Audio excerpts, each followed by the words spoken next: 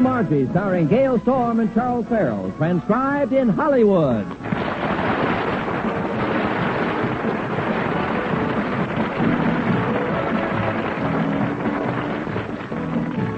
Margie's father, Verne Albright, has a very responsible job with Honeywell and Todd investment counselors.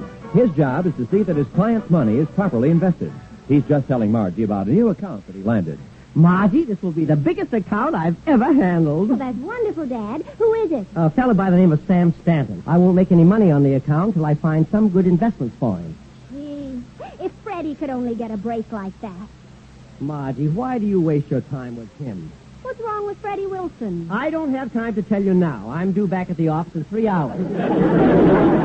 But in my opinion, Freddie is a stupid dunderhead. Dad, that's awful. Well, can you deny it? No, that's why it's awful. But I think it's unfair the way you pick on Freddie. Someday he'll amount to something. After all, he's still young. Age has nothing to do with it. Now look at young Henry. He ran an automobile into $1 billion. Now what's Freddie ever done? Well, he once ran a motorcycle into a fruit stand. Just missed a cop, too. Hello, Margie. Mr. Albright. Oh, hello, Mrs. Odetts. I'm glad you dropped in, Mrs. Odetts. We were just talking about Freddie Wilson. Yes. We were discussing his future. Yes. Dad says he'll never amount to anything. Mrs. Odetts, how do you know what we said? I have been outside your keyhole for 5 minutes. Mrs. Odetts, why do you listen at our keyhole? Why should I make yours an exception? After all, I'm the oldest tenant here, and I have squatter's rights on every keyhole in the building. Well, if it makes you happy, I, for one, won't object. Oh, thank you, Margie. Oh, but I've had such a busy day today. The building is jumping with gossip. I'm so tired I can hardly keep my ears open. Well, what's the latest dirt? Well, that couple in 10B had a lulu of a fight last night. He came home a little under the weather. Liquor? No, she licked him. Dad, getting back to Freddie. He's coming over to see you today. He wants to talk to you about setting him up in some kind of business. Come in. Oh, hello, Freddie. Hi, everybody. Mr. Albright, I'm looking for someone to back me in business. Dad, you said you had to find some investments for your new client, Mr. Stanton. Why not back Freddie with some of his money? If I backed Freddie with my client's money, I'd have to go to a psychiatrist and get my head examined. Well, then back him with your own money. An excellent suggestion. Of course, Mr. Albright, you realize that you will be the junior partner. Freddie Wilson, you're the nearest thing to a jerk. I admit it. You do? Sure, I'm sitting next to you.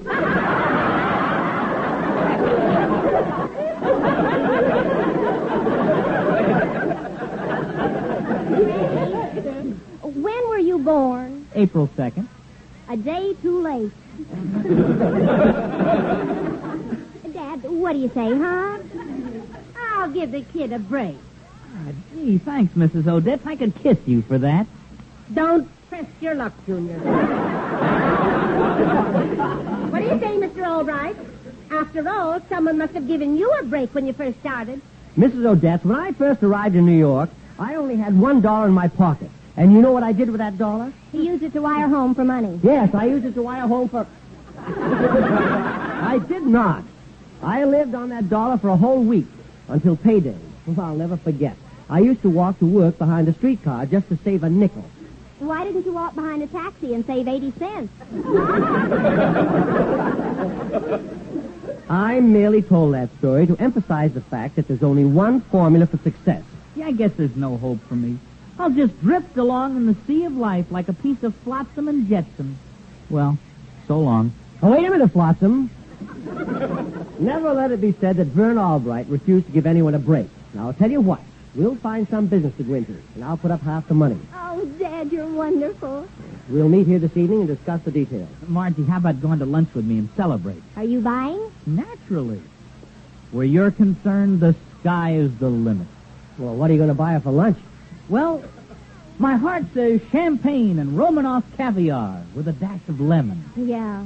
But his bankroll says root beer and hamburger with a dash of Tabasco. Freddie, I thought you said the sky was the limit. Well, there's a low ceiling today.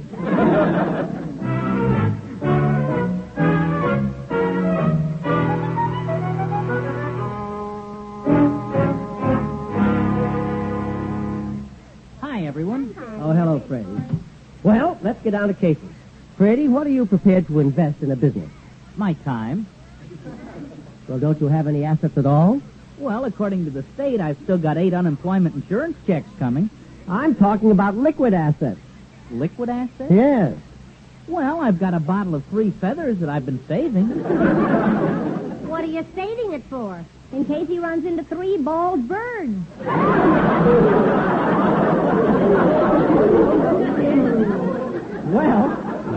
Well, I've committed myself, so I guess this means I'll have to put up all the money. The first thing we must decide is what kind of business to go into. Let's look in the newspaper. There may be some attractive propositions under business opportunities.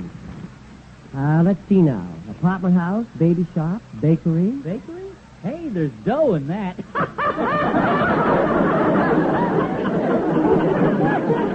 Let me see the paper, Dad.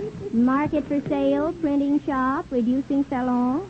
Hey, that sounds good. There's a lot of money in reducing. You can get rich off the fat of the land.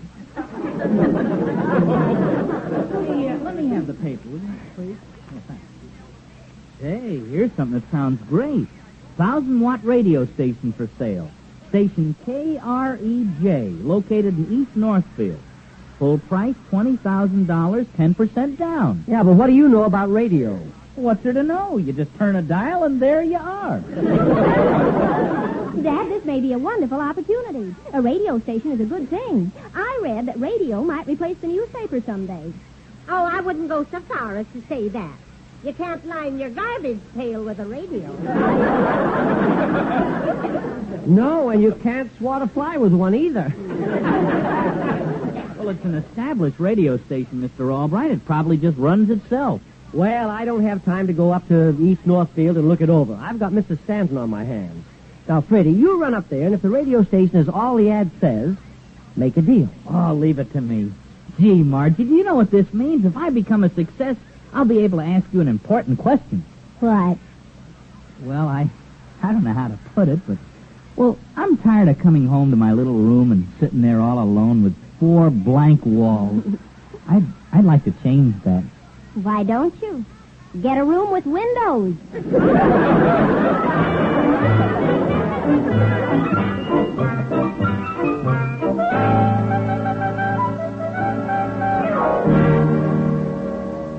Well, Mr. Albright, this is it. This is radio station KREJ.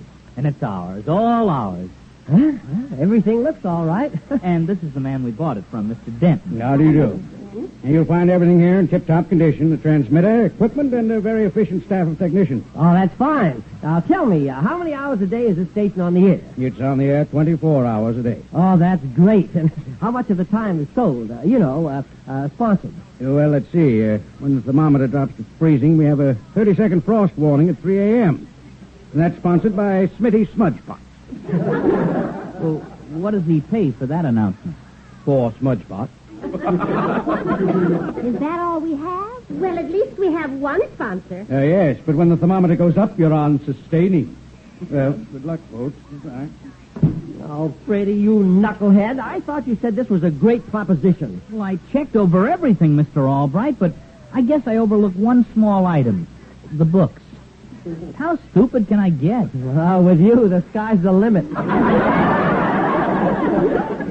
Margie, it's all my fault. I feel like committing suicide.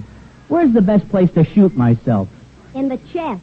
You're already dead from the neck up. Imagine buying a radio station without sponsors. There's no money coming in. How can we afford to pay the employees? You can't. You'll have to fire all the announcers. Well, okay, we will, but we'll keep Bob Lawson, the engineer. What good is it if we don't have announcers? That's true. Well, we'll just have to split the work up among ourselves. The announcing and the copywriting. Oh, boy, I can be an announcer and a copywriter. How can you do both?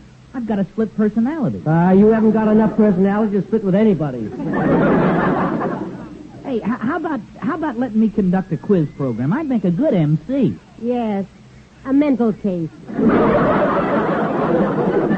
Now, come to think of it, there'll be so much work around here, we'll all have to pitch in. And we better start broadcasting right away. Hey, Dad, I've got an idea on how we can attract business. Let's give some of the local businessmen free advertising. I get it. If the advertising gets results from them, they'll be glad to pay for the programs the next time. Exactly. Now, let's figure out some theme songs for the local sponsors. For Schimmelberg the baker, we could sing Shortening Bread.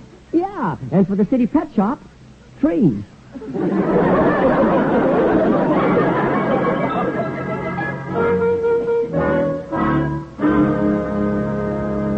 All right, everybody. Are ready to go on the air? Yes. And boy, are we nervous. Oh, stand by. I'm flipping the microphone switch. Oh, good morning. Good morning, friends of Radioland. This is your friendly announcer, Verne Wright.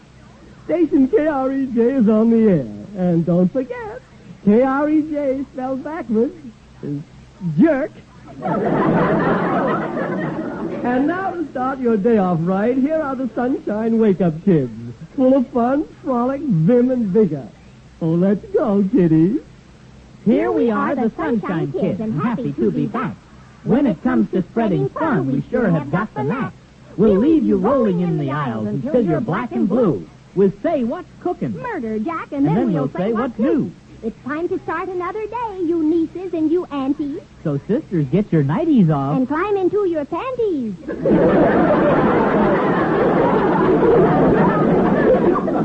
Yes, we are the Sunshine Kids. We're glad to be with you. And when it comes to spreading joy, that's what we like to do. With a sunny smile. Oh, thank you, Oh, thank you, Sunshine Kids. Friends, the Sunshine Kids come to you through the courtesy of DDT, the great new insecticide. Now listen, are there bugs in your rugs? Are there roaches in your front porches? Is there a louse in your house? Is there a rat in your flat? Are there ants in your pantry? Oh, then call on DDT, the great new insecticide. Just one squirt and they hit the dirt. Just one drop and they blow their top. Rid your house of insects with DDT. It drives bugs.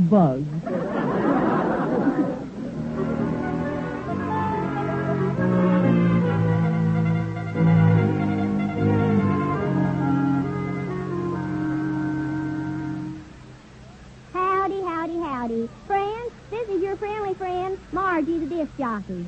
We have some mighty fine music coming up, but first, a word from one of our sponsors, Moe's Barber Shop.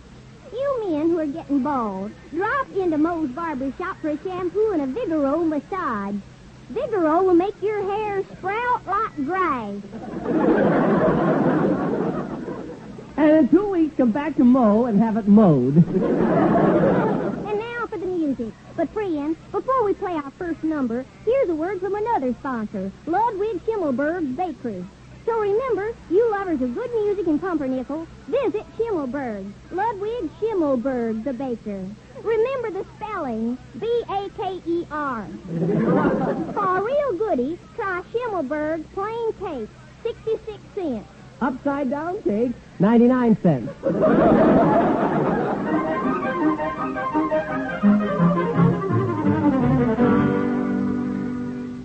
Every day at this time, the makers of 8-way stretch girdles bring you the soul-searching story of Men in White, a drama of life within the walls of a large city hospital. The story of young Dr. Magoon. In just a moment, we'll meet the doctor. But first, say, ladies, are you bustle-bound?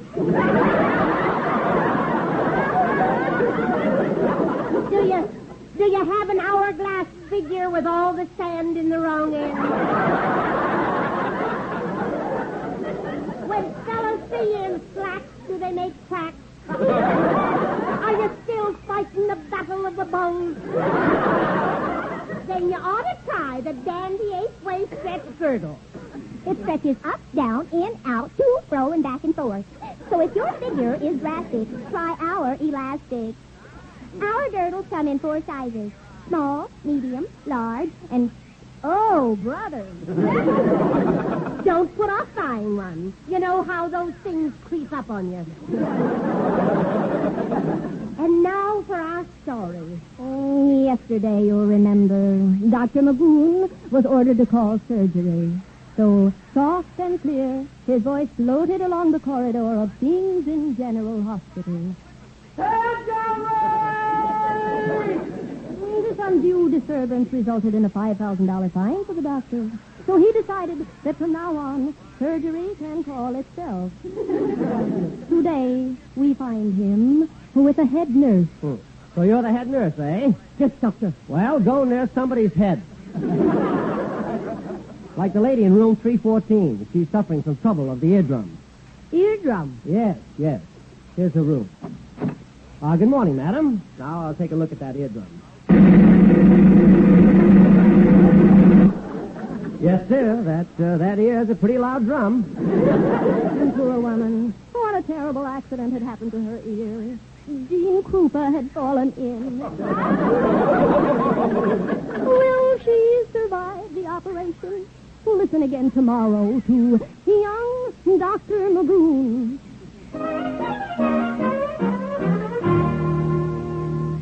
Good afternoon, ladies. We bring you now Mama Florence and her cooking program.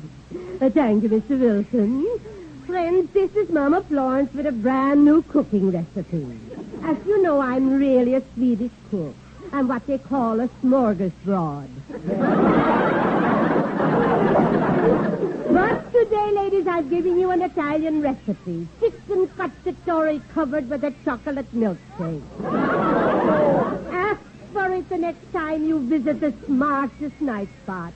The first thing to do, ladies, is take 5 pounds of stale bread, then throw it out. If there's anything that clutters up a kitchen, it's stale bread. Now take a chicken, add a pinch of milk and a cup of salt. No, I must have that wrong. No. Oh, of course. Take 2 pinches of milk and 2 cups of salt. Now, start chasing the chicken. They forgot to kill him, didn't they?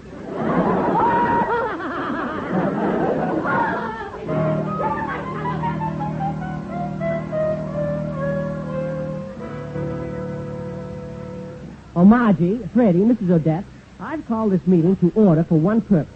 To remind you that we've been on the air for exactly a week. Now, surely our broadcasting has won us many friends among the local merchants by now. In other words, Dad, now's the time to start getting paid advertising. Exactly. So this afternoon, I want you all to drop in on the local business houses and get us some sponsors. I'll start out with Harris, the jeweler. Freddie, you go see Schimmelberg, the baker. And then the rest of us will visit these other people on this list.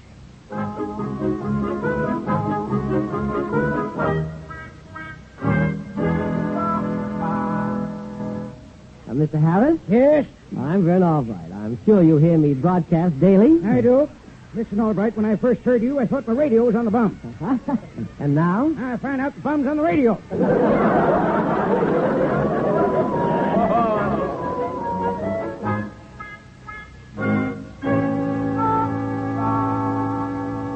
Mr. Schimmelberg? Yeah?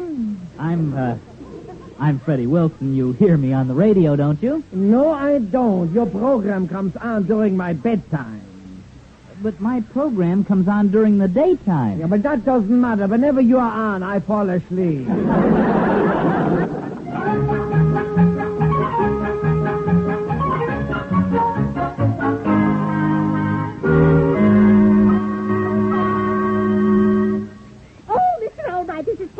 They won't buy advertising. They hate us. They say that they never heard such crazy programs. Let's get a new kind of program. Come on, think. Well, what we need is a program that appeals to everybody. And I think I've got it. Problems. Problems? Sure, everybody has problems. We'll have a board of experts to solve people's problems. Help people who are in trouble. Let them help us. We're in more trouble than anybody. Look, don't you get it? We'll be the board of experts. But how can we advise people? Simple. We'll just use plain horse sense. Okay, but how can we use horse sense when we're going to the dogs?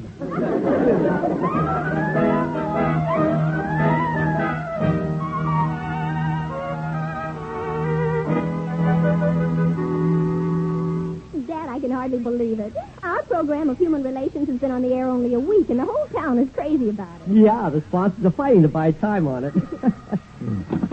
Hello? Oh, Albright, this is Sam Stanton. Who? Sam Stanton. You remember, you said you were going to try to find a good investment for me. Oh. Oh, yes. I'm sorry, Mr. Stanton. I haven't found anything yet. I've been busy with problems of my own. Dad, hurry. We're almost ready to go on the air. Oh, I've got to go now, Mr. Stanton. But keep in touch with me. Stand by, everybody. Here I go. Ladies and gentlemen, station KREJ presents the Court of Human Relations. Meet our panel of experts. The distinguished British professor, Vernon T. Albright, M.A., L.L.B., Ph.D., former Dean of Psychology, Oxford University. Cheerio. Cheerio and all that sort of rot. The famous French director of the Paris Institute of Family Problems, Mademoiselle Margie. Bonjour. I am so glad you are in trouble, so we could help you. And the world-renowned Dr. Florence Odetts, director of the Alaska Family Foundation for Eskimos. Love.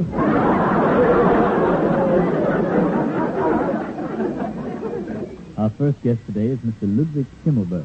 You have something to tell the panel, Mr. Schimmelberg? Mademoiselle Margie. Ah, Monsieur Schimmelberg. Back so soon? You took our advice? Yeah, I did. And it worked. My wife came back to me. Oh, wonderful. Yeah, that's what you think. I'm now suing you for $20,000. Why? I found out I was happier when she was gone.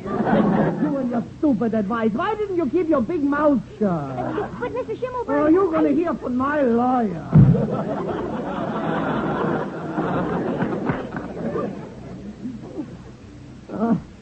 $20,000. Oh, Margie, this advice program was all your idea, and look at the trouble it caused us. Mr. Albright, there's a Mr. Stanton to see you. There certainly is. All right, you old fox. You've got just the investment I've been looking for. This radio station. You want to buy it? Why, it's a potential gold mine. I'll give you $21,000 for it, spot cash. Sold. Dad, this gets us off the hook with that $20,000 lawsuit. And $1,000 left over. Yeah, but we've had operating expenses of $990.22 since we took this station over. Which leaves me a grand profit of $9.78. And you said I couldn't succeed in business. Oh! Margie, Yes, Dad? why is that kid so half-baked? His father couldn't keep up the payments on the incubator.